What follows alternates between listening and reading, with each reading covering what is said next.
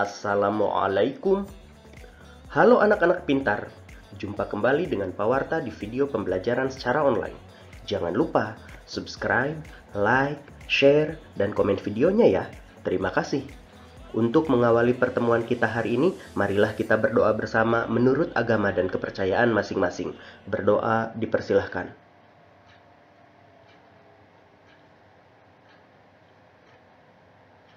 Selesai. Anak-anak pintar, apakah kalian berasal dari Bali? Banyak orang bilang Bali sangatlah unik. Keunikan Bali diantaranya terlihat dari keragaman kesenian yang ada. Bali terkenal kaya ragam tari-tarian yang indah. Salah satu tarian yang terkenal dari Bali adalah tari pendet. Indonesia terdiri atas berbagai suku bangsa yang tersebar di berbagai daerah. Setiap daerah memiliki jenis tarian dengan keunikan tersendiri. Misalnya, keunikan tari Bali. Dalam penampilannya, gerak-gerak tari Bali dilakukan dengan energik dan dinamis. Selain Bali, daerah lain juga memiliki ragam tari daerah berbeda. Tarian apa sajakah itu? Ayo kita cari tahu bersama. Coba kalian perhatikan. Kalau yang ini, tari apa ya anak-anak pintar? Ya, betul. Ini adalah tari kecak dari Provinsi Bali. Nah, kalau yang ini, tari apa ya anak-anak pintar? Yang ini adalah tari merak dari Provinsi Jawa Barat. Selanjutnya, yang ini tari apa ya? Ada yang tahu? Ini namanya tari kipas serumpun dari Sumatera Selatan. Berikutnya, yang ini ada yang tahu tari apa?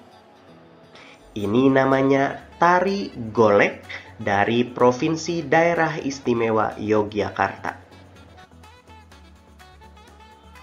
Anak-anak pintar, setiap tarian daerah memiliki keunikan tersendiri. Keunikan tari daerah terlihat dari unsur-unsur tarinya. Ada yang tahu apa saja yang termasuk ke dalam unsur-unsur seni tari? Unsur-unsur seni tari antara lain adalah sebagai berikut. Yang pertama, gerak yang merupakan unsur utama dalam tarian. Yang kedua, busana atau kostum. Yang ketiga, tata rias. Yang keempat, iringan. Dan yang kelima adalah properti atau perlengkapan tari. Gerak tari adalah serangkaian gerakan indah dari anggota tubuh yang dapat dinikmati oleh orang lain. Gerak tari Nusantara sangat beragam. Gerak tari dari suatu daerah berbeda dengan daerah lainnya. Secara umum, ada dua jenis karya tari, yaitu tari tradisional dan tari kreasi baru. Apa itu tari tradisional dan apa itu tari kreasi baru? Tari tradisional adalah tarian yang telah mengalami perjalanan sejarah cukup lama. Artinya tari tradisional ini sudah ada sejak dahulu kala. Contohnya, tari Serimpi Sangopati dan tari Gambyong dari Jawa Tengah. Lalu apa itu tari kreasi baru? Tari kreasi baru sering disebut sebagai tari modern. Tari kreasi baru merupakan karya tari garapan baru. Contohnya, tari Manuk Rawe, Garuda Wisnu, dan tari Belibis dari Bali. Saatnya kalian mengerjakan tugas. Carilah 3 contoh lain jenis tari tradisional dan 3 contoh lain jenis tari kreasi baru. Silahkan kalian boleh cari di mesin pencarian Google ataupun mesin pencarian yang lainnya. Selamat mengerjakan. Anak-anak pintar, selain tarian yang indah, Bali juga memiliki cerita rakyat yang tidak kalah menarik dibandingkan cerita rakyat dari daerah lain. Salah satunya adalah cerita legenda terjadinya Selat Bali. Mari kita baca bersama cerita tersebut. Judulnya Terjadinya Selat Bali. Manik Angkeran adalah putra Sidimantra, seorang Brahmana. Manik Angkeran dan ayahnya tinggal di kerajaan Daha, Bali saat Pulau Bali belum terpisah dengan Pulau Jawa. Manik Angkeran suka sekali menghambur-hamburkan harta orang tuanya. Berulang kali Sidimantra menasihati anaknya, namun Manik Angkeran tidak mau mendengarkan nasihat ayahnya. Harta orang tuanya pun habis. Bahkan dia berani berutang kepada orang lain. Pada akhirnya Manik dikejar-kejar penagih utang. Sidimantra tidak tega. Hartanya sudah habis, tapi Sidimantra tidak mau anaknya celaka. Suatu saat, Sidimantra mendapat petunjuk lewat mimpi untuk meminta pertolongan pada naga besukih di Gunung Agung. Naga besukih adalah naga hijau besar, ekornya penuh dengan emas dan permata. Sidimantra segera bergegas untuk menemui naga besukih di Gunung Agung. Sidimantra menjelaskan maksud kedatangannya kepada naga besukih.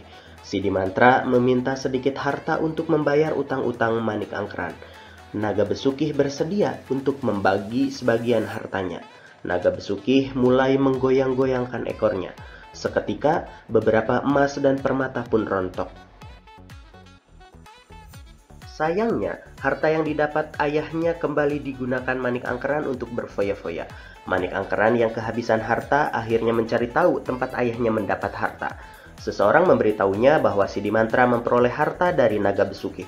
Manik Angkeran segera menemui naga besukih di Gunung Agung seperti yang telah dilakukan ayahnya. Naga besukih, sudilah kiranya kau bagi sedikit hartamu untuk membayar utang-utangku, kata Manik Angkeran kepada naga besukih. Aku sudah memberi ayahmu, Sidimantra, emas dan permata. Apakah itu masih kurang? Kata naga besukih sedikit kesal. Aku mohon, beri aku sedikit lagi hartamu, naga besukih yang murah hati. Mohon Manik Angkeran kepada naga besukih. Baiklah, aku akan mengabulkan permintaanmu, asal kau berjanji tidak akan berfoya-foya lagi, kata naga besukih. Naga besukih akhirnya luluh. Dia mulai menggoyangkan ekornya. Manik Angkeran silau melihat begitu banyak emas dan permata yang menempel di ekor naga besukih. Dia segera memotong ekor naga besukih dengan pedang. Namun, naga besukih berhasil menghindar. Dia segera menyemburkan api dari mulutnya sehingga Manik Angkeran terbakar menjadi abu. Sidimantra yang melihat kejadian itu segera memohon kepada naga besukih untuk menghidupkan kembali Manik Angkeran. Wahai naga besukih, sudikah kau menghidupkan kembali anakku Manik Angkeran? Beri dia kesempatan untuk memperbaiki diri, mohon Sidimantra. Aku akan menghidupkan Manik Angkeran lagi, tapi dengan satu syarat.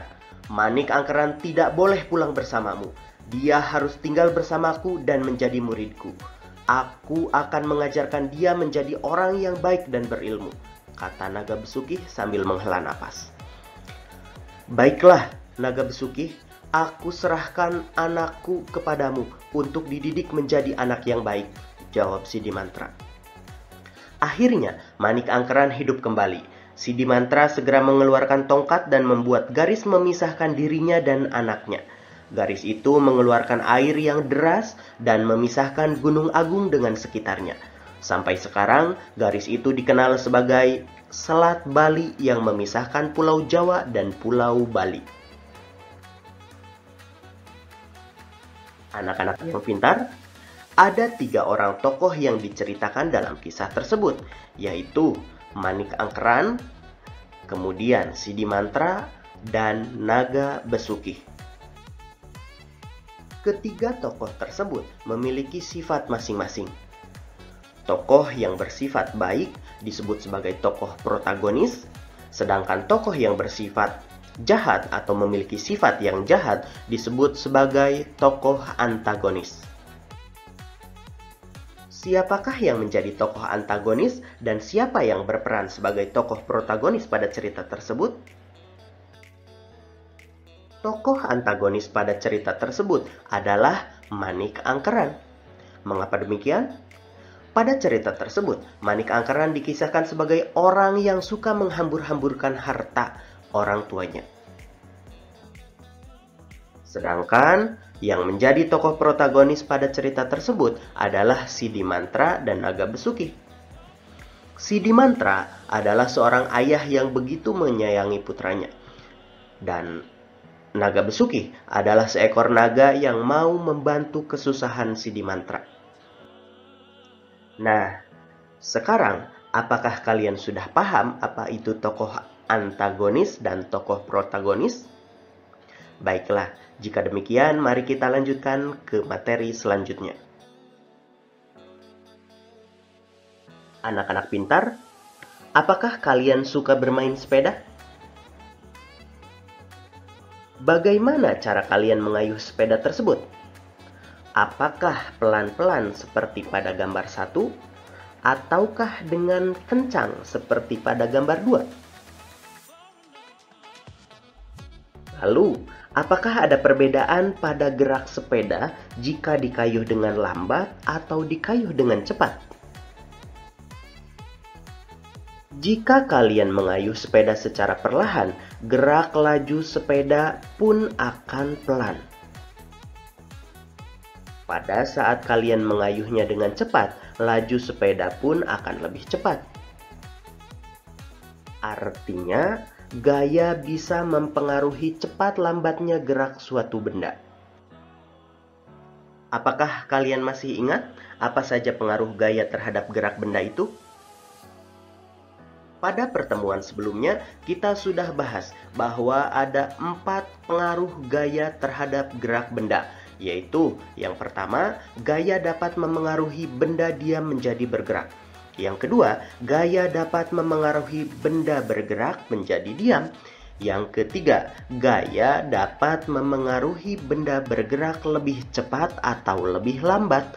Dan yang keempat, gaya dapat memengaruhi arah gerak suatu benda. Nah, sekarang kalian kerjakan tugas berikut ini. Carilah contoh peristiwa di lingkungan sekitar kalian yang menunjukkan pengaruh gaya terhadap gerak benda. Tuliskan pada tabel berikut ini. Kalian tuliskan peristiwa gerak bendanya apa dan jenis pengaruh gaya terhadap gerak benda tersebut bagaimana. Contohnya, pada peristiwa mendorong mobil. Pengaruh gaya terhadap gerak benda pada peristiwa tersebut adalah benda diam menjadi bergerak.